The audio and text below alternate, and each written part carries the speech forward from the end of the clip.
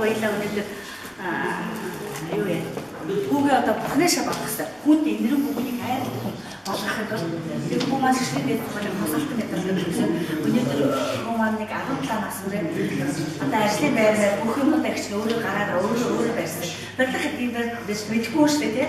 Зөвхөн фундаментыг яаж тутах вэ гэдгийг сонгоод фундамент тутахад явсан парк цаг гэдэг юм ээ. Парктай нэг хараагаад угаад гончихгүй энэ захтай юм байна гэж судлаад тэгээд нэг жижигхэн ажлын байр ихлэ контор гэдэг дээр би хараад бодчихлаа. Гэтэл би миний нөгөө байр баригцаараа 3 өрөө болоод 5 өрөө гэдэг чинь 15 метрийн урттай 5 метрийн өргөнтэй 15 метр 3 дамжлаг офстай болсон. Бас бид нэрийг дэмждэг тий ханддаг юм байд юм бэ. Бас бурхан гэжтэй. Тий тэгээд тэр үеийн болсон л тэгж тий. Тэгээ энийг би визитлээрээ мэдэрсэн. Одоо тэгээ бяцлах номд маш хүчтэй арт хүмүүдэд түгээн дэлгэрүүлдэг. Өөрөө би хин юу чадах вэ? Юм өргөд авах гэсэн би хэл хамаараа чадах нэ хийн гэж бодож байгаа. Надад буцах зам байхгүй. Тэгэл дээрээс урагшаад авшин. За тэгээ та нартай ажлын амжилт хүсье. За энэ манай сэтгүүл аа. Гайхамшигт амьдрал гэсэн сэтгүүл.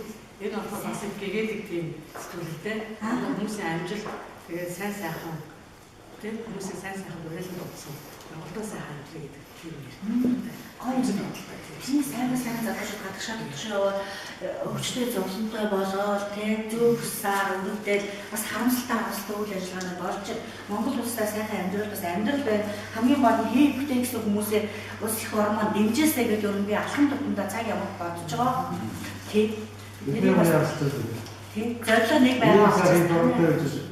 Гадсан явах хэрэггүй байна. Тийм. Өөрөө интерсэн юм шиг. Үүмэлтэй.